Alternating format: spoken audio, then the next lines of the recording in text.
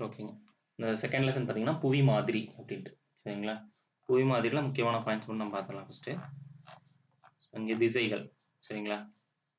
So திசைகள் அப்படிங்கிறது பார்த்தீங்கன்னா புவியின் வந்து திசைகளை வந்து சுட்டி காண்பிக்கும் பொழுது வடக்கு திசையை அடிப்படையாக கொள்ள வேண்டும் சொல்றாங்க. ஒரு வடக்கு திசையின் நன்கு அறிந்திருந்தால் மற்ற திசைகள் தெற்கு, கிழக்கு, மேற்கு ஆகியவற்றை எளிதாக அறிந்து கொள்ளலாம் சொல்றாங்க. ஸோ நம்ம சின்ன வயசுல நம்ம சொல்லியிருப்பாங்க, நீங்க எப்படி வந்து பார்க்கணும், சூரியனை பார்த்து நிற்கும் போது அது கிழக்கு, வலது உங்களோட இடது பக்கம் வந்து பார்த்தீங்கன்னா வடக்கு இருக்கும். அதே மாதிரி உங்களுடைய வலது பக்கம் வந்து பார்த்தீங்கன்னா தெற்கு இருக்கும். உங்களோட பின்புறம் வந்து மேற்கு இருக்கும் அப்படிங்கிறதெல்லாம் நம்ம சொல்லியிருப்போம். அதான் இங்க வந்து சொல்லியிருப்பாங்க சரிங்களா. ஸோ அதுக்கப்புறம் கீழே வந்துருங்க தான் சொல்லியிருப்பாங்க. இது புவி மாதிரி. புவி மாதிரியை பொறுத்த வரைக்கும் இந்த மாதிரி தான். சூரிய குடும்பத்தில் உள்ள கோள்கள் வந்து சூரியனிடமிருந்து மூன்றாவதாக உள்ள கோளான புவியில் நாம் வாழ்கிறோம். இது மிகப்பெரிய அளவிலிருந்து இருப்பதாலும் அதன் மேற்பரப்பில் மிகச்சரியான பகுதியில் நாம் வந்து வசிப்பதாலும் புவியின் உருவத்தை நம்மால் வந்து முழுமையாக பார்த்து உணர முடியாது. அதான் இங்க வந்து சொல்லியிருப்பாங்க சரிங்களா. பார்த்து உணர முடியாது அப்படிங்கிற மாதிரி சொல்லியிருப்பாங்க.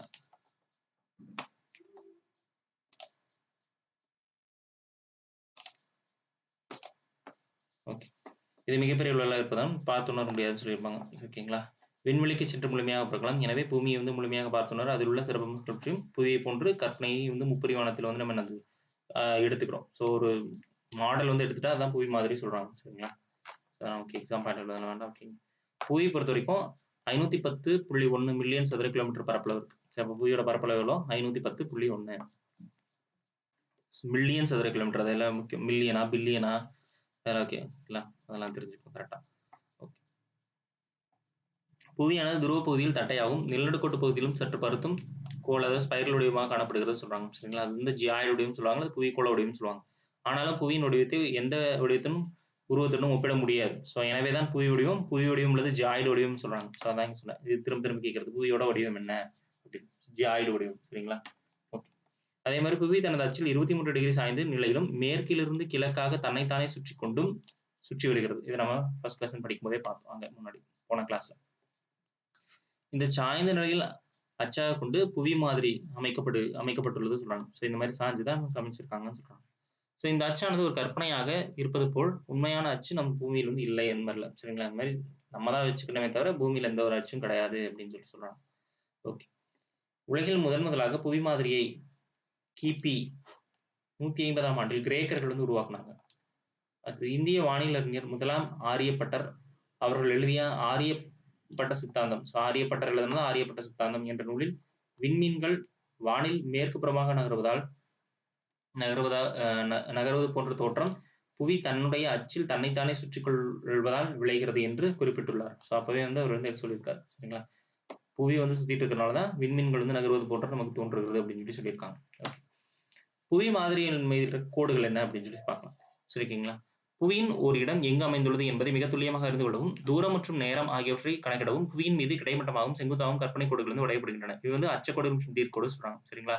ஸோ இது வந்து இப்படி இருந்தா அது வந்து அச்சக்கோடுகள், தீர்க்க கோடுகள் வந்து இப்படி சரிங்களா, இப்படி மேல இந்த மாதிரி வரைவாங்க சரிங்களா. இப்படி வந்தா அது வந்து தீர்க்க கோடுகள் அப்படின்னு சொல்றாங்க.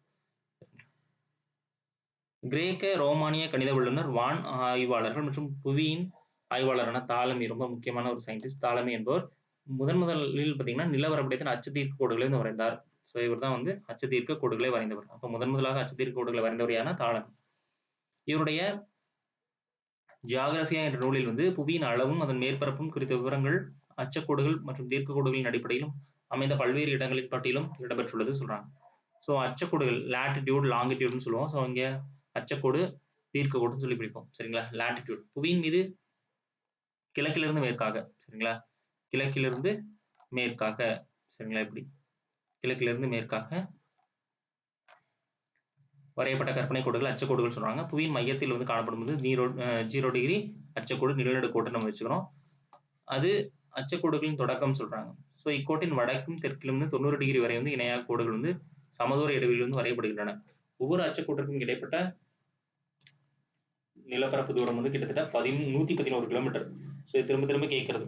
ஸோ ஒவ்வொரு அச்சக்கோட்டுக்கும் இடையில வந்து பார்த்தீங்கன்னா ஒரு டிகிரி நீங்க ஒரு டிகிரினா உங்களுக்கு வந்து கிட்டத்தட்ட எவ்வளோ 111 கிலோமீட்டர் வந்து கவர் ஆகும் பிளேசஸ் மட்டும் சரிங்களா. புவிக்கோளம் அதாவது ஜாய்டு வடிவத்துடன் காணப்படுவதால் 90 டிகிரி வடக்கு மற்றும் தெற்கு நோக்கி செல்ல அச்சக்கோடுகளின் நீளம் வந்து குறைந்து கொண்டே செல்கிறது சொல்றாங்க. ஸோ இங்க பாத்தீங்கன்னா இங்க வந்து நீளமா இருக்கும். இங்க போக போக உங்களுக்கு என்ன ஆகுது, அந்த நீளம் வந்து கம்மியாகுது. அதான் இங்க சொல்லியிருக்காங்க. சரிங்களா? அச்சக்கோடுகளோட நீளம் வந்து குறைந்து கொண்டே போகிறது. இவை 90 டிகிரி வடக்கு மற்றும் 90 டிகிரி தெற்கு துருவ பகுதிகள் வந்து கோடாக இல்லாமல் ஒரு புள்ளியாகவே இருக்கும் சொல்றாங்க. ஸோ இந்த இடத்துல 90 டிகிரி தெற்கு மற்றும் 90 டிகிரி வடக்குல என்னவா இருக்கும், அங்க கோடா இருக்காது, ஒரு பாயிண்ட் புள்ளி மாதிரி இருக்கும் இந்த நிலநடுக்கோடு. சரிங்களா? அதுதான் இங்க சொல்லியிருக்காங்க. புள்ளியாக காணப்படுகிறது. இவை வடதுருவம் மற்றும் தென் துருவம் என அழைக்கப்படுகிறது அப்படின்னு சொல்லி சொல்றாங்க. சரிங்களா? நிலநடுக்கோட்டிலிருந்து வடதுருவம் வரை வட அரைக்கோளத்தில் கிடைமட்டமாக வரையப்படும் அச்சக்கோடுகள் வட அச்சக்கோடுகள் அப்படின்னு சொல்லி சொல்றோம். சரிங்களா? ஸோ இதெல்லாம் பார்த்தீங்கன்னா இந்த பக்கம் வடக்குல இருக்கிறதெல்லாம் வட அச்சக்கோடுகள் சொல்லுவோம். தெற்கு பகுதியில் இருக்கிறது தெற்கு அச்சுக்கோடுகள் அப்படின்னு சொல்லி சொல்றாங்க. சரிங்களா? நிலநடுக்கோட்டுக்கு வடக்கு பகுதியில் இருக்கிறது வட அச்சுக்கோடுகள், தெற்கு பகுதியில் இருக்கிறது தெற்கு அச்சக்கோடுகள். அதான் சொல்லியிருக்காங்க, வட அச்சக்கோடுகள். சரிங்களா? நிலநடுக்கோட்டிற்கு வடதுருவம் வரை வட அரைக்கோளத்தில் கிடைமட்டமாக வரையப்படும் கோடுகள் வந்து பாத்தீங்கன்னா வட அச்சக்கோடுகள் எனவும், தென் அரைக்கோளத்தில் வரையப்பட்ட கோடுகள் வந்து தென் அச்சக்கோடுகள் எனவும் அழைக்கப்படுகிறது. இப்போ வட அரைக்கோளத்துல பொறுத்த வரைக்கும் 89 அச்சக்கோடுகளும், தென் அரைக்கோளத்துல 89 இருக்கு. இடையில் ஒரு கோடு. சரிங்களா? அதாவது நிலநடுக்கோடு சேர்த்தி இரு துருவங்களிலும் மேல இருக்க அந்த புள்ளி இருக்குல்ல, அதையும் சேர்த்து. சரிங்களா? கோடுகள் புள்ளியாகும். எனவே மொத்தம் எவ்வளவு 181 அச்சக்கோடுகள் வந்து புவியில வந்து இருக்கு சொல்றாங்க. அப்ப மொத்த அச்சக்கோடுகள் எண்ணிக்கை எவ்வளவுனா 181. எப்படி? ஃபர்ஸ்ட் சென்டர்ல இருக்க நிலநடுக்கோடு 1, மேல இருக்க புள்ளி அது ரெண்டும் சேர்த்தீங்கன்னா மொத்தம் 3 ஆச்சு. பிளஸ் ஒரு 89, இந்த பக்கம் ஒரு 89. சரிங்களா? வட அரைக்கோளத்துல 89, தென் அரைக்கோளத்துல 89. இதெல்லாம் சேர்த்துனா உங்களுக்கு 181 இது வரும். சரிங்களா? அப்ப வட அரைக்கோளத்துல எவ்வளவு இருக்கு அப்படின்னா 89, தென் அரைக்கோளத்துல 89 இருக்கு. சரிங்களா? புவியின் நடுவில் வரையப்பட்ட நிலநடுக்கோட்டு ஈக்வெட்டார் மற்றும் அச்சக்கோடுகளை விட நீளமாக காணப்படுகிறது. ஸோ ஏன்னா அது முதல்ல சொன்ன மாதிரி பெரிய ஒரு இதா இருக்கும். ஸோ இது வந்து பாத்தீங்கன்னா மற்ற எல்லா கோடை விட இது வந்து நீளம் ஜாஸ்தியா இருக்கும். அதனால இது என்ன சொல்லுவாங்கன்னா பெருவட்டம் சொல்லுவாங்க. அதான் இங்க சொல்லியிருக்காங்க. சரிங்களா? புவியின் நடுவில் வரையப்பட்டுள்ள நிலநடுக்கோடு மற்ற அச்சக்கோடுகளை விட நீளமாக காணப்படுகிறது. எனவே இது வந்து பெருவட்டம் என அழைக்கப்படுகிறது. கிரேட்டர் சர்க்கிள், கிரேட் சர்க்கிள்னு சொல்றாங்க. சரிங்களா? பெருவட்டம் அப்படின்னு சொல்றாங்க. ஓகேங்களா? ஸோ இது சும்மா வரைஞ்சிருக்காங்க. வட அரைக்கோளம். ஸோ இதுதான் வட அரைக்கோளம். ஸோ நிலநடுக்கோட்டுக்கு வடக்கில் உள்ள பகுதியில் வட அரைக்கோளம் சொல்லுவாங்க. நம்ம ஆசியா கண்டம் வந்து வட அரைக்கோளத்துல தான் இருக்குன்னு பார்த்தோம். சரிங்களா? 0 டிகிரி நிலநடுக்கோட்டுல இருந்து 90 டிகிரி வட துருவம் வரைக்கும் இருக்கிறது வந்து வட அரைக்கோளம் சொல்றாங்க. அதே மாதிரி தென் அரைக்கோளம் பொறுத்த வரைக்கும் சவுத்தர்ன் ஹெமிஸ்பியர்னா இங்க. சரிங்களா? நிலநடுக்கோட்டுல இருந்து தெற்கு பகுதியில இருக்கிறது. சரிங்களா? 90 டிகிரி தெற்கு வரைக்கும் இருக்கிறது துருவ பகுதியில் இருக்கிறது தென் அரைக்கோளம் அப்படின்னு சொல்லி சொல்றாங்க. சரிங்களா? மேற்கண்ட அரைக்கோள அடிப்படையில் ஒரு நாடு அல்லது ஒரு இடம் எந்த அரைக்கோளத்தில் அமைந்திருக்கு நம்ம சொல்லலாம். சரி, இப்ப நம்ம சொல்லலாம் பாத்தீங்களா, ஆசிய கண்டம் வந்து பாத்தீங்கன்னா நமக்கு இது வட அரைக்கோளத்துல வந்து அமைஞ்சிருக்கு அப்படின்னு சொல்லி சொன்னோம்ல, அதான் இங்க சொல்றாங்க. சரிங்களா? முக்கிய அச்சக்கோடுகள் இம்பார்ட்டன்ட் லைன்ஸ் ஆஃப் லாட்டிடியூட்ஸ் சொல்றாங்க. ஸோ புவி தனது 23 டிகிரி சாய்ந்த நிலையில் தன்னைத்தானே சுற்றி கொண்டு சூரியனையும் சுற்றி வருகிறது. அவ்வாறு சுற்றி வரும்போது சூரிய கதிர்கள் புவியில் வந்து விழுகின்ற கோணத்தின் அடிப்படையில் கீழ்கண்ட அச்சக்கோடுகள் முக்கியத்துவம் வந்து பெறுகிறது சொல்றாங்க. ஸோ அதான் இங்க சொல்லியிருக்காங்க. ஸோ இது நிலநடுக்கோடு. அடுத்தது 23 டிகிரி வந்து பாத்தீங்கன்னா கடகரேகை, கீழே அதே மாதிரி தென்னரை குளத்தில் இருக்கிறது 23 டிகிரி மகர ரேகை சொல்றோம். அடுத்தது ஆர்டிக் வட்டம், அடுத்தது அண்டார்டிக் வட்டம், இங்க தென் துருவம் வட துருவம் இந்த மாதிரிலாம் சொல்றோம். ஸோ இங்க நம்ம சூரியன் கதிர்கள் வந்து எங்க படுதுங்கிறத பொறுத்து என்ன சொல்லுவாங்க, எந்த அச்சக்கோட்டில் விழுகிறது அப்படிங்கிறதெல்லாம் நம்ம சொல்லி அதோட பருவ காலம் எப்படி இருக்கும் அப்படிங்கிறதெல்லாம் நம்ம வந்து சொல்லுவோம். சரிங்களா? அதான் இங்க சொல்லியிருக்காங்க. ஸோ 0 டிகிரி அச்சக்கோட்டிலிருந்து 23 டிகிரி இருக்க வடக்கு மற்றும் தெற்கு பகுதியில் வரை உள்ள கோடுகள் வந்து பாத்தீங்கன்னா தாழ் அச்சக்கோடுகள், லோ ஆட்டிடியூட்ஸ் சொல்லுவாங்க. அது இதுல இருந்து இது வரைக்கும் இருக்கிறது. சரிங்களா? கடகரேகையில இருந்து மகர ரேகை வரைக்கும் இருக்கிறது எல்லாமே தாழ் அச்சக்கோடுகள் சொல்றாங்க. சரிங்களா? அதுக்கப்புறம் 23 டிகிரி வடக்கு முதல் 66 டிகிரி வடக்கு வரையிலும், அதே மாதிரி 23 டிகிரி தெற்கு, அதே மாதிரி 66 டிகிரி தெற்கு வரையிலும் வரையப்பட்டுள்ள கோடுகள் வந்து பாத்தீங்கன்னா மத்திய அச்ச கோடுகள், அதாவது மிடில் ஆட்டிடியூட் சொல்லுவாங்க. சரிங்களா? அதாவது கடகரேகையிலிருந்து ஆர்டிக் வட்டம் வரைக்கும், மகர ரேகையிலிருந்து அண்டார்டிக் வட்டம் வரையில இருக்கிறதெல்லாம் என்ன சொல்றாங்க, நமக்கு மத்திய அச்சக்கோடுகள் அப்படின்னு சொல்லி சொல்றாங்க. சரிங்களா? அதே மாதிரி அந்த கடைசி 66 டிகிரியிலிருந்து 90 டிகிரி வடக்கும் 66 டிகிரியிலிருந்து 90 டிகிரி தெற்கும் இருக்கிறது பார்த்தீங்கன்னா உயரச்ச கோடுகள் அப்படின்னு சொல்லி சொல்றாங்க. சரிங்களா? அது ஹை லாட்டிடியூட்ஸ்னு சொல்லுவாங்க. சரிங்களா? ஸோ அதான் இங்க. அதாவது ஆர்டிக் வட்டம்லேருந்து வட துருவம் வரைக்கும், அண்டார்டிக் வட்டம்லேருந்து தென் துருவம் வரைக்கும் இருக்கிறதெல்லாம் எனது உயரச்ச கோடுகள் அப்படின்னு சொல்லி நம்ம சொல்றோம். சரிங்களா? ஸோ இப்போ சூரியன் கதிர்கள் படுறதை வச்சு நம்ம என்ன பண்ணலாம்? அந்த பகுதி என்னமா இருக்கு, எப்படி இருக்கும், வெப்பமண்டலமா, மிதவெப்ப மண்டலமா அல்லது குளிர் மண்டலமா இருக்குமா அப்படிங்கிறத நம்ம இங்க டிசைட் பண்றோம். சரிங்களா?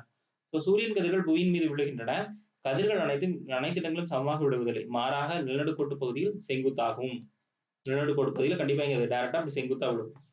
சரிங்களா? துருவ நோக்கி செல்ல செல்ல சாய்ந்த நிலையில் விழுகிறது. இதனால் புவி முழுவதும் சீரான வெப்பநிலை காணப்படுவதில்லை. எனவே புவி சூரியனிடமிருந்து பெறுகின்ற வெப்பத்தின் அடிப்படையில் பல மண்டலங்களாக பிரிக்கின்றன. இஃது அச்சக்கோடுகளின் அடிப்படையில் பல காலநிலை மண்டலங்களாக உருவாக்கப்பட்டிருக்குன்னு சொல்றாங்க. சரிங்களா? ஸோ இதெல்லாம் வந்து பார்த்தீங்கன்னா நமக்கு 0 டிகிரிலிருந்து 23 டிகிரி இதெல்லாமே பார்த்தீங்கன்னா இந்த பக்கம் இந்த 23 இந்த 23 டிகிரி இருந்தது எல்லாமே வெப்பமண்டலம் தான் இருக்கும். சரிங்களா? ஸோ கிட்டத்தட்ட இந்தியாவோட தெற்கிந்தியா ஃபுல்லாமே வெப்பமண்டலமா இருக்கும். தென்னிந்தியானா நம்ம மத்திய பிரதேசத்துல இருந்து சரிங்களா கீழே ஃபுல்லாமே நமக்கு இதுல தான் இருக்கும். அதாவது இந்த 0 இருந்து 23 டிகிரி நம்மள சரிங்களா? இந்த மேப் பார்த்தீங்கன்னா உங்களுக்கு ஈஸியா இருக்கும். இந்த மேப் இல்லை, இந்தியா மேப் பார்க்கும்போது உங்களுக்கு ஈஸியா புரியும் நினைக்கிறேன். மேப் இல்லை சரிங்களா? ஸோ இந்த மாதிரி இருக்கும். ஓகே, அடுத்தது வெப்பமண்டலம்.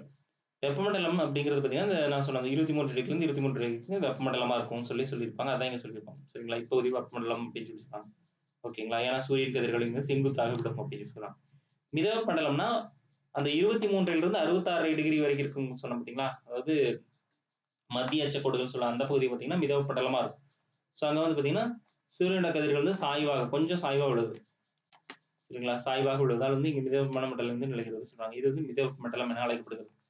குளிர் மண்டலம் அப்படிங்கிறது பார்த்தீங்கன்னா 66லிருந்து 90 வரைக்கும் இருக்கிறது ஃபுல்லாமே என்னது குளிர் மண்டலம் சொல்றாங்க. சரிங்களா?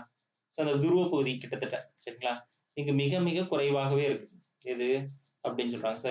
இந்த சூரியனோட கதிர்கள் வந்து விழுது. அதனால வந்து இங்க வந்து ரொம்ப குளிர் மண்டலமா இருக்கு அப்படின்னு சொல்லி சொல்றாங்க. சரிங்களா? சூரியனோட கதிர்கள் ஆண்டு முழுவதும் மிகவும் சாய்ந்த நிலையில் விழுவதால் இங்க மிக மிக குளிர்வான வெப்பநிலை நிலவுகிறது. சரிங்களா? அதான் இங்க சொல்லியிருக்காங்க. இப்ப பார்த்தது இதுவரைக்கும் பார்த்ததெல்லாம் பார்த்தீங்கன்னா லாட்டிடியூட்ஸ். சரிங்களா? அடுத்தது பார்க்க போறது லாங்கிடியூட், தீர்க்க கோடுகள்னு சொல்லுவாங்க. ஸோ இதுதான் தீர்க்க கோடுகள். இப்படி கிடைமட்டமா இருந்ததுன்னா பார்த்தீங்கன்னா அது வந்து அச்சக்கோடு, தீர்க்க கோடுகள் சொல்லுவாங்க. சரிங்களா? ஸோ அது வந்து பார்த்தீங்கன்னா வடக்கு துருவ பகுதியிலிருந்து தெற்கு துருவ பகுதி வரைக்கும் வரைஞ்சிருப்பாங்க. சரிங்களா? ஸோ புவியின் மீது செங்குத்தாக வரையப்பட்டுள்ள கற்பனை கோடுகள் வந்து தீர்க்க கோடுகள்னு சொல்லுவோம். அல்லது மெரிடியன்கள் என்று சொல்றாங்க. சரிங்களா? ஸோ இக்கோடுகள் வட துருவத்திலிருந்து தென் துருவம் வரை, அதான் சொன்னேன், வட துருவம் டு தென் துருவம் அரைவட்டமாக இருக்குன்னு சொல்றாங்க. தீர்க்க கோடுகள் 0 டிகிரி தீர்க்க கோடுகள் வந்து பார்த்தீங்கன்னா முதன்மை தீர்க்க கோடு சொல்றாங்க. சரிங்களா? பிரைம் மெரிடியன், பிஎம் சொல்லுவாங்க, பிஎம்ஏஎம்லாம் சொல்லுவாங்க, பிரைம் மெரிடியன் சொல்லுவாங்க. சரிங்களா? அழைக்கப்படுகிறது. அங்கிருந்து கிழக்காக 180 டிகிரி வரை கோடுகளும் மேற்காக 180 டிகிரி வரைக்கும் இருக்கு சொல்றாங்க. சரிங்களா? அப்ப 360 மொத்தம் இருக்கு. சரிங்களா? 0ல இருந்து கிழக்காக, ஸோ 0ல இருந்து கிழக்காக இருக்கிறது பார்த்தீங்கன்னா 180 தீர்க்க கோடுகளும் மேற்காக 180 கோடுகளும் வெவ்வேறாக இருக்குன்னு சொல்றாங்க. சரிங்களா? இரு கோடுகளும் ஆனா வெவ்வேறான கோடுகள் அல்ல, இரு கோடுகளும் ஒன்றே அப்படின்னு சொல்றாங்க. சரிங்களா? ஓகே. 0 டிகிரிலிருந்து 180 டிகிரி கிழக்கு வரை வரையப்பட்டுள்ள தீர்க்க கோடுகள் கிழக்கு தீர்க்க கோடுகள். கிழக்கு சைடு இருந்தா கிழக்கு தீர்க்க கோடுகள், மேற்கு சைடு இருந்தா மேற்கு தீர்க்க கோடுகள் சொல்றாங்க. சரிங்களா? ஓகே. ஸோ அரைவட்டமாக எதிரெதிரே காணப்படும் தீர்க்க கோடுகள் வந்து இணையும் பொழுது அது ஒரு பெருவட்டமா இருக்கும். சரிங்களா? அது வந்து இப்படி இப்படி வந்து இப்படி ஃபுல் லைனா பாத்தீங்கன்னா அது பெருவட்டம் சொல்றாங்க. சரிங்களா? வேற ஒண்ணும் இல்லை. தீர்க்க கோடுகள் பொறுத்த வரைக்கும் புவியில் நிலநடுக்கோட்டு பகுதியிலிருந்து 111 கிலோமீட்டர் இடைவெளியிலும் 45 டிகிரி அச்சப்பகுதியில் வந்து 76 கிலோமீட்டர் இடைவெளியிலும் துருவ பகுதியில் இடைவெளி இன்றும் காணப்படுகிறது சொல்றாங்க. ஸோ அதாவது பாத்தீங்கன்னா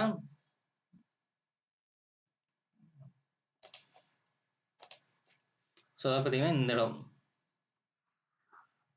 ஸோ இங்க வந்து பாத்தீங்கன்னா 111 கிலோமீட்டர் இடைவெளியில் இருக்கும்னு சொல்றாங்க. சரிங்களா? அடுத்தது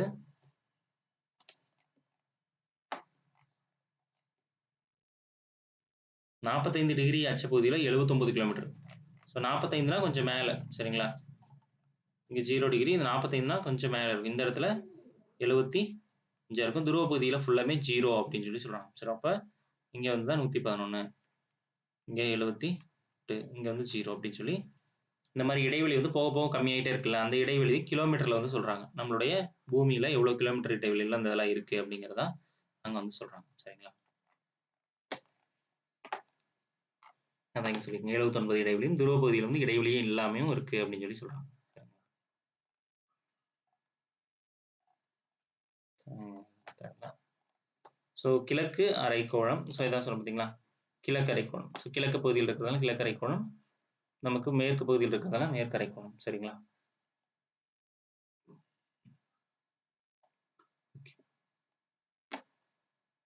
0 டிகிரி தீர்க்க கோடிலிருந்து 180 தீர்க்க கோடு கிழக்கு தீர்க்கம் வரையில் காணப்படும் பார்த்தீங்கன்னா கிழக்கு அரைக்கோளம் அதான் சொல்லியிருக்காங்க. அதே மாதிரி மேற்கு அரைக்கோளம் தான் 0 to 180 வரைக்கும் இருக்கிறது. சரிங்களா? ஓகே. முதன்மை தீர்க்க கோடு, கிரீன்விச் தீர்க்க கோடுன்னு சொல்லுவாங்க. சரிங்களா? ஸோ அதான் நம்ம வந்து நேரம் வந்து நம்ம இது பண்றது. சரிங்களா? அதான் முதன்மை தீர்க்க கோடுன்னு சொல்லுவாங்க. இந்த 0ல இருந்து இந்த பக்கம் 180, இந்த பக்கம் 180. சரிங்களா? கிழக்கு பகுதியும் மேற்கு பகுதியும் 180, 180 பிரிச்சிருக்காங்க. சரிங்களா? ஸோ அதான் கிரீன்விச் மீன் மெரிடியன் சொல்லுவாங்க. அதாவது மெரிடியன் சொல்லுவாங்க. அந்த லைனை வந்து மெரிடியன் சொல்றோம். நம்ம இது வந்து தீர்க்க கோடுனால கிரீன்விச் தீர்க்க கோடுன்னு சொல்றோம்.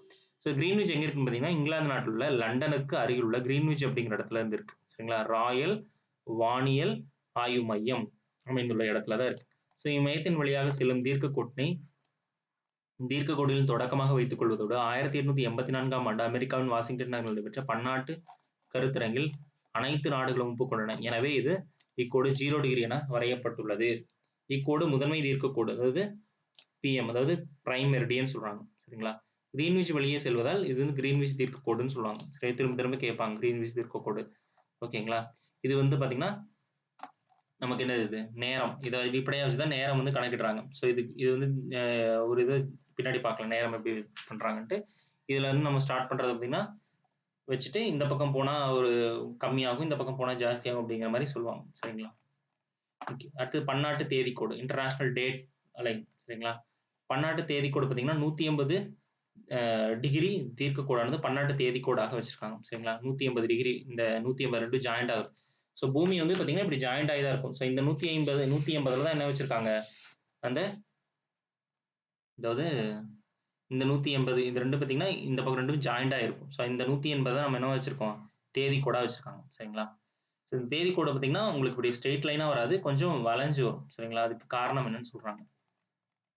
சரிங்களா? இந்த மாதிரி வளைஞ்சு வரும். சரிங்களா? கட்டாயி வளைஞ்சு வரும். அதுக்கு காரணம். ஸோ இது பசிபிக் பெருங்கடல் அலாஸ்காவிற்கும் ரஷ்யாவிற்கும் இடையில், பசிபிக் பெருங்கடல் அலாஸ்கா மற்றும் ரஷ்யாவுக்கும் இடையில் பெரிய நீர்ச்சந்தி வழியாக செல்கிறது. ஒருவர் மேற்கிலிருந்து கிழக்காக இக்கோட்டு பகுதியில் கடந்தால் ஒரு நாள் குறையும். சரிங்களா? மேற்குல இருந்து இப்படி போறாருன்னு வைங்க, மேற்குல இருந்து இப்படி கிழக்கா இந்த கோட்டுக்கு இப்படி போறாருன்னா அவருக்கு வந்து இங்க வந்து இப்போ இன்னைக்கு இந்த தேதி பார்த்தீங்கன்னா எனக்கு 19 அப்படின்னா 19 12னா இங்க வந்து அவர் இங்க போகும்போது 18 12 அப்படின்னு சொல்லி என்ன ஆகும், குறையும். சரிங்களா? அதான் வந்து சொல்றாங்க. சரிங்களா?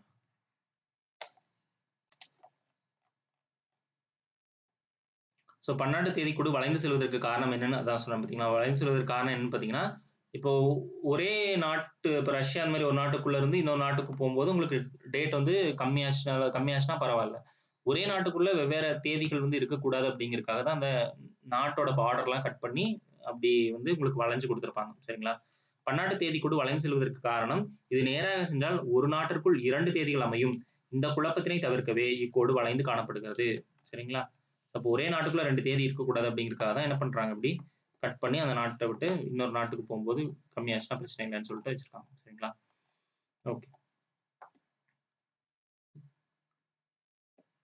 அடுத்தது புவியோட வலைப்பின்னல் இதை பத்தி சொல்லியிருக்காங்க. ரெண்டுமே சேர்த்து போட்டிருக்காங்க. அதாவது லாங்கிடியூட் லாட்டிடியூட் தீர்க்கக்கூட அச்சக்கோடு ரெண்டும் சேர்த்து வரைஞ்சா அது வந்து புவி வலைப்பின்னல் அப்படின்னு சொல்லி சொல்றாங்க. சரிங்களா? அச்சக்கோடுகள் மற்றும் தீர்க்கோடுகள் ஒருங்கிணைந்த அமைப்பு புவி வலை பின்னல் அப்படின்னு சொல்லி சொல்றாங்க. சரிங்களா? தீர்க்க கோடுகளும் நேரமும். ஸோ நம்ம தேதியை பத்தி பார்த்தோம். நேரம் எப்படி பார்க்கலாம், வட துருவத்தையும் தென் துருவத்தையும் இணைத்து 360 தீர்க்க கோடுகள் புவியின் மீது வரையப்பட்டுள்ளன.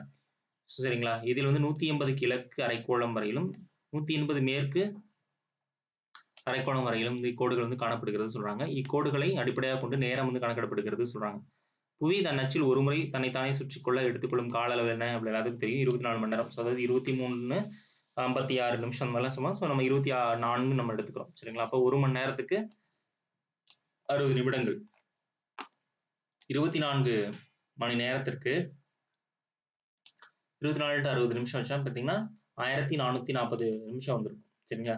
புவியோட சுற்றளவு பார்த்தீங்கன்னா நம்ம வந்து டிவைட் பை 3 அதாவது 360 டிகிரியா வச்சுட்டு 360 தீர்க்க கோடுகள் வச்சுக்கிறோம். சரிங்களா? அப்போ 360 டிவைட் பை 1440 வந்து டிவைட் பை 360 போட்டீங்கன்னா 4 வரும். அதாவது 4 நிமிடம். ஒரு டிகிரி அது வந்து கடக்கிறதுக்கு அது வந்து எவ்வளவு டைம் எடுத்துக்குது பூமி அப்படின்னு பார்த்தீங்கன்னா 4 நிமிஷத்தை எடுத்துக்குது அப்படின்னு சொல்லி இதை வச்சு கண்டுபிடிக்கிறாங்க இந்த ஃபார்முலா வச்சு. சரிங்களா? அப்போ ஒரு டிகிரியை கடக்க புவி எடுத்துக்கொள்ளும் கால அளவு 4 நிமிடங்கள். ஸோ இதான் கன்க்ளூஷனுக்கு வராங்க. ஸோ இதான் நமக்கு அதுக்காக இத்தனை கால்குலேஷன் வந்து சொல்லியிருக்காங்க. சரிங்களா? ஒரு டிகிரி வந்து கடக்கிறதுக்கு ஒரு டிகிரினா நம்ம என்ன சொல்றோம்னா ஸோ இந்த மாதிரி இருக்குன்னு வச்சுக்கோங்க. ஸோ இது வரைக்கும் நம்ம 30 டிகிரி சொல்றோம். ஸோ அப்போ இங்க வந்து 1 2 3 இந்த மாதிரி 30 இருக்கு. அந்த மாதிரி ஒரு டிகிரியை கடக்கிறதுக்கு அது எவ்வளவு நிமிஷம் எடுத்துக்குதுன்னு பார்த்தீங்கன்னா 4 நிமிடம் எடுத்துக்கும். சரிங்களா? ஸோ இதான் இங்க சொல்லியிருக்காங்க. ஸோ அப்போ ஒரு டிகிரி வந்து கடந்து செல்ல அது எடுத்துக்கொள்ளும் காலம் 4 டிகிரி. சரி 4 நிமிடம். சரிங்களா? அதுக்கப்புறம் 60 நிமிடங்கள் டிவைட் பை 4 போட்டா உங்களுக்கு 15 வரும். அதாவது ஒரு மணி நேரத்துல 15 தீர்க்க கோடுகளை வந்து கடந்துடும். ஓகேங்களா? அப்போ ஒரு மணி நேரத்துல அது கடக்கக்கூடிய எத்தனை கோடுகள் கடக்கும்னு பார்த்தீங்கன்னா 15 டிகிரி தீர்க்க கோடுகளை வந்து கடந்துடும். சரிங்களா? நமக்கு 30 டிகிரி பார்த்தோம் பார்த்தீங்களா, அதுல பாதியை வந்து கடந்துரும் ஒரு மணி நேரத்துல. ஸோ அதை வச்சு தான் நம்ம கணக்கிடுறாங்க. சரிங்களா? லோக்கல் டைம் தலை நேரம் சொல்லக்கூடியது.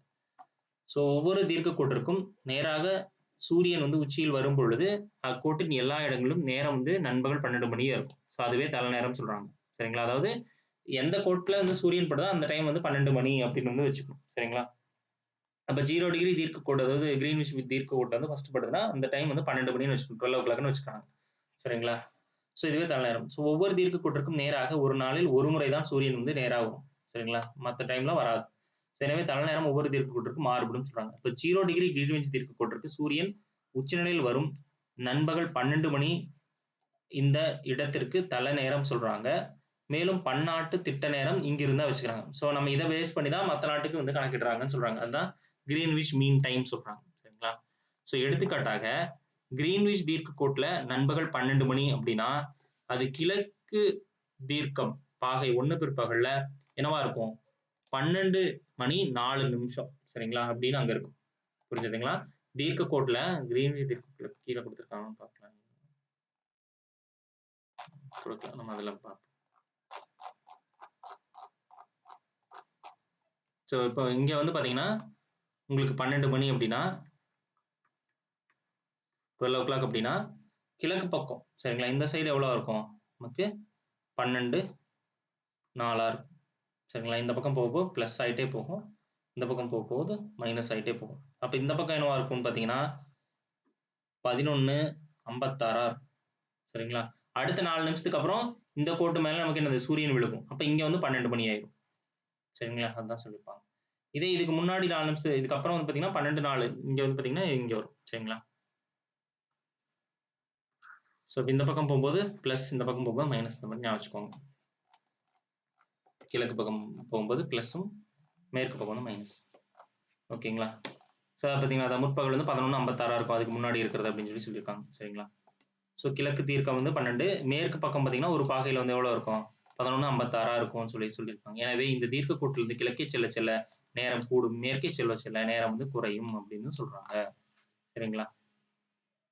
அதான் ஏஎம் பிஎம் ஏன் சொல்றோம்னா ஆன்டி மெரிடியன் போஸ்ட் மெரிடியன் சொல்றாங்க. நண்பகலுக்கு முன்னதாக இது வந்து நண்பகலுக்கு பிறகு போஸ்ட் மெரிடியன் அப்படின்னு சொல்லி சொல்றாங்க. அதான் ஏஎம் பிஎம் நம்ம சொல்லுவோம். சரிங்களா? முற்பகல் பிற்பகல்னு சொல்றோம்ல அதான். திட்ட நேரம் வச்சுக்கலாம். ஒவ்வொரு நாட்டிலும் எப்படி திட்ட நேரம் வச்சுக்காங்க. ஒவ்வொரு தீர்க்க கோட்டிற்கும் நேராக சூரியன் உச்சியில் வரும் பொழுது தலை நேரம் அமையும் என கணக்கிட்டோம். இதன்படி ஒரு நாட்டின் வழியே பல தீர்க்க கோடுகள் செல்லக்கூடும். ஏன்னா இப்ப இந்தியா பார்த்தீங்கன்னா ஒரு தீர்க்கம் மட்டும் கிடையாது, நிறைய போகுது. அப்போ இந்தியாவில் வந்து ஒரே ஒரு திட்ட நேரம் தான் இருக்கணும். அதான் சொல்லியிருக்காங்க. இவ்வாறு கணக்கிட்டால் ஒரு நாட்டிற்குள் பலவிதமான நேரங்கள் அமைந்துவிடும். எனவே ஒரு நாட்டிற்கு ஒரே மாதிரியான நேர கணக்கீடு இருக்க வேண்டும் என்பதற்காக குறிப்பிட்ட ஒரு தீர்க்க கோட்டினை ஆதாரமாக கொண்டு பொதுவான நேரத்தை அமைத்துக் கொள்வதே திட்ட நேரம் சொல்றாங்க. ஸோ இப்போ இந்தியாவில் பார்த்தீங்கன்னா நிறைய கோடுகள் போகும். அப்ப ஏதோ ஒரு கோடை மட்டும் ரெஃபரன்ஸா வச்சுட்டு அது இந்தியா முழுவதும் ஒரு டைமா நம்ம எடுத்துப்போம். சரிங்களா? அதுதான் சொல்லியிருக்காங்க. ஒரு நாட்டின் திட்ட நேரத்தினை கணக்கிட அந்த நாட்டின் வழியாக செல்லும் ஒரு குறிப்பிட்ட தீர்க்கக்கோடு பயன்படுத்தப்படுகிறது. அதுதான் எனது திட்ட தீர்க்கக்கோடு, ஸ்டாண்டர்ட் மெரிடியன் அப்படின்னு சொல்றாங்க. சரிங்களா?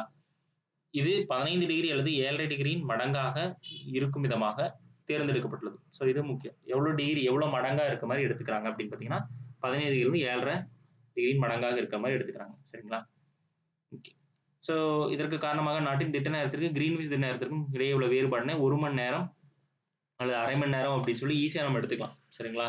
எதுக்காக அந்த 15 டிகிரி 7.5 டிகிரி எடுத்துக்கிறாங்கன்னா உங்களுக்கு 15 டிகிரி நம்ம என்ன பார்த்தோம், 15 டிகிரி 30 டிகிரி வரைக்கும் 1 மணி நேரத்துக்கு கிடக்குதுன்னு பார்த்தோம். சரிங்களா? அப்ப 15 டிகிரினா சரி 15 டிகிரினா 1 மணி நேரம், 7.5ன்னா அரை மணி நேரம் அப்படி வச்சுக்கலாம். சரிங்களா? அதனால அந்த மடங்கை நம்ம எடுத்துக்கிறோம்னு சொல்றாங்க. சரிங்களா? இந்திய திட்ட நேரம், இந்தியாவோட ஸ்டாண்டர்ட் என்ன, இந்தியாவோட தீர்க்கக்கோடு பரவல் பார்த்தீங்கன்னா 68 டிகிரி 7 அச்சம் வரைக்கும் கிழக்கும், 97 டிகிரி 25 அச்சம் கிழக்கு வரையிலும் பரவி இருக்கு. அதாவது பார்த்தீங்கன்னா இங்க இருந்து இதான் சொல்லியிருக்காங்க. சரிங்களா? ஸோ 68 இந்த 68 கிழக்கு, இங்க 68ல இருந்து அதே மாதிரி 97 இங்க வரைக்கும் பரவி இருக்கு அப்படின்னு சொல்லி இந்தியாவோட பரவல் வந்து இருக்கு அப்படின்னு சொல்லி சொல்றாங்க. சரிங்களா? ஸோ அப்ப என்ன பண்ண முடியாது, எனவே இந்தியாவின் மையத்தில் செல்லும் 82.5 கிழக்கு தீர்க்கக்கோட்டினை ஆதாரமாக கொண்டு இந்தியாவோட திட்ட நேரம் கணக்கிடப்படுகிறது. ஸோ அதான் இந்த இங்க வரைஞ்சிருக்காங்க பாருங்க, இதுதான். சரிங்களா? இதான் வந்து இந்தியாவோட திட்ட நேரம்.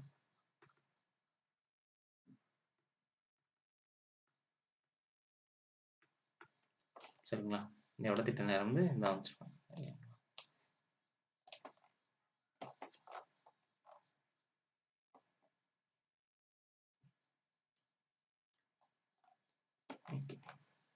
இந்தியா கிடைமட்ட பரவல் மேற்கில் குஜராத்தில் கௌரம் மோட்டா அப்படிங்கிற என்ற இடத்திற்கும், கிழக்கில் அருணாச்சல பிரதேசத்தில் கிபித் என்ற இடத்திற்கும் சமதூர இடைவெளியில் உத்தரப்பிரதேசம் இருக்கு. சரிங்களா? உத்தரப்பிரதேச மாநிலம் இருக்கு. அதுல அலகாபாத் உள்ள மீர்சாப்பூர், இது ரொம்ப ரொம்ப திரும்ப திரும்ப கேட்டிருக்க கொஸ்டின். திட்ட நேரம் எந்த இடம்னா மீர்சாப்பூர். சரி, என்ற இடத்தில் 82.5 டிகிரி கிழக்கு தீர்க்கக்கோடு வந்து செல்கிறது சொல்றாங்க. ஸோ அதான் நம்ம ரெஃபரன்ஸா எடுத்துக்கிறோம்னு சொல்றாங்க. சரிங்களா? ஸோ இதை வச்சுதான் நம்ம என்ன பண்றோம், நம்ம வந்து திட்ட நேரம் வந்து கணக்கிடுறாங்கன்னு சொல்றாங்க. ஸோ இது பார்த்தீங்கன்னா உங்களுக்கு புரியும். சரிங்களா? இது வந்து நமக்கு 0 டிகிரி ரெஃபரன்ஸு, 15 டிகிரி போகும்போது பார்த்தீங்கன்னா உங்களுக்கு 1 மணி நேரம், 2 மணி நேரம், 3 மணி நேரம், 4 மணி நேரம், சரிங்களா? 5 மணி நேரம், 75 டிகிரிங்கும் போது 5 மணி நேரம். ஸோ அப்போ நம்ம ரெஃபரன்ஸாக வச்சிருக்கிறது 84 கிட்டத்தட்ட. அப்போ அரை மணி நேரம் சேர்த்திக்கணும். சரிங்களா? ஸோ அப்போ 5.5 மணி நேரம் வந்து இந்தியாவுக்கு வந்து வரும். சரிங்களா? கிரீன்விச்சில் இருந்து கிட்டத்தட்ட 5.5 மணி நேரம் நமக்கு ஃபாஸ்ட்டாக இருக்கும். சரிங்களா? ஸோ இங்கே வந்து அதாவது கிரீன்விச்சில் வந்து பார்த்தீங்கன்னா 12 மணி அப்படின்னா, மதியம் 12 மணினா இங்கே வந்து ஈவினிங் 5.5 மணி நேரம், 5.5 மணி இருக்கும். சரிங்களா? அப்படிங்கிறத ரெஃபரன்ஸ். ஸோ இந்த பக்கம் போகும்போது கம்மியாகும்.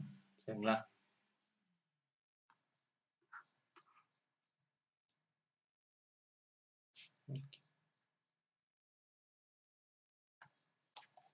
ஸோ இதுதான் ஒவ்வொரு நாட்டிலையும் எவ்வளோ கொடுத்துருக்காங்க அப்படிங்கிறத பற்றி இது சும்மா வச்சிருப்பாங்க. சும்மா நீங்கள் டைம் பார்த்தீங்கன்னா புக் பேக் கொஸ்டின் பார்த்தோம்னா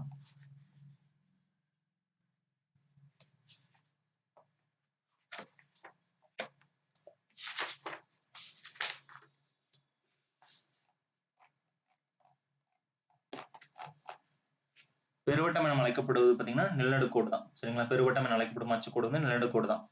சரிங்களா? பூமியின்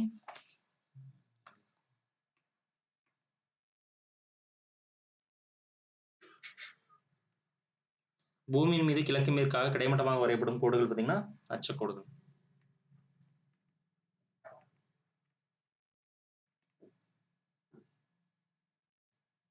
அடுத்தது பூமியில வந்து 90 டிகிரி அச்சக்கோடுகள் பார்த்தீங்கன்னா துருவம் சொல்றோம். சரிங்களா? அது வந்து துருவம். முதன்மை தீர்க்கக்கோடு கிரீன்விச் தீர்க்கக்கோடுன்னு சொல்லுவோம். சரிங்களா? கிரீன்விச் தீர்க்கக்கோடுன்னு சொல்லுவாங்க. உலகின் நேர மண்டலங்கள் பார்த்தீங்கன்னா மொத்தம் 24 நேர மண்டலங்கள் வந்து பிரிச்சிருப்பாங்க. சரிங்களா? அந்த நம்ம இதை போறதை வச்சு